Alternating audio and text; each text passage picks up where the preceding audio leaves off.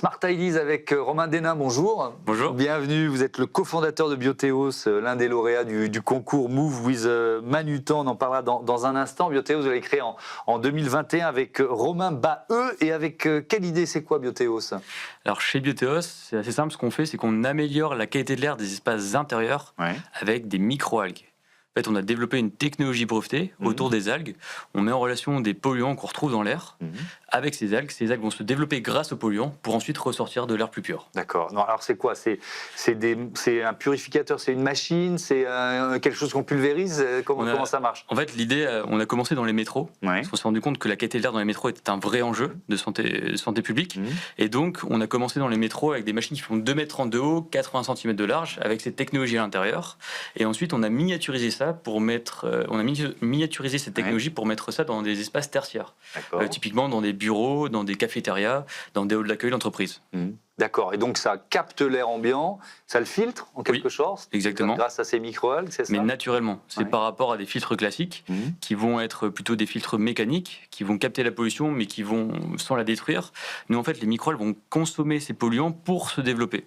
Et donc en fait, c'est un filtre qui est entièrement renouvelable. C'est d'ailleurs justement ce qu'on fait, c'est que les micro-algues qu'on développe, on les transforme ensuite en fertilisants. Donc là, ça c'est un fertilisant, ça. Exactement. Alors je peux l'utiliser comment, ça? C'est marrant, j'ai un petit fertilisant dans la main. Je suis en train de le montrer sur la mauvaise caméra, voilà le fertilisant. Alors comment on s'en sert? En fait, c'est un pulvérisateur. C'est que directement auprès de la machine, on a un petit tiroir, on appuie sur le tiroir, on sort un robinet, on se sert et ensuite on le remet dans les plantes. D'accord. Donc, ce qui nous permet d'avoir un filtre qui est entièrement renouvelable et de limiter également énormément la maintenance de nos machines. D'accord. Alors avec différents modèles, différentes tailles de modèles, c'est ça, Oxylone Urban, Oxylone S, etc. Exactement. C'est en fonction des espaces dans lesquels on peut les déployer, c'est ça l'idée? C'est exactement ça. C'est qu'on a le Urban maintenant qui s'appelle 1400, qui se déploie principalement dans des zones plutôt de métro. Aujourd'hui, il y a le métro de Lille qu'on va installer avec 14 machines d'ici 2027. Et après, on a vraiment la gamme plutôt tertiaire qui se développe énormément aujourd'hui. On a plus de 40 entreprises avec qui on travaille. Avec une levée de fonds annoncée l'an dernier d'1 200 000 €. L'objectif, c'est quoi? C'est de travailler, d'investir en recherche et développement encore? C'est de travailler au contraire sur la partie, je sais pas, commerciale, business? Ce qu'on a fait grâce à cette levée de fonds, c'est qu'on a pu finaliser notre process, parce qu'on a un process qui est hardware, où il y a pas mal de développement. Et également, on a utilisé cette levée de fonds pour financer aussi tout le côté data. C'est que c'est très bien de purifier l'air, mais il faut également prouver à nos clients ce côté où on a purifié l'air, le avant, le après. Et donc on a investi un peu plus dans le côté data pour prouver ce ROI à nos clients.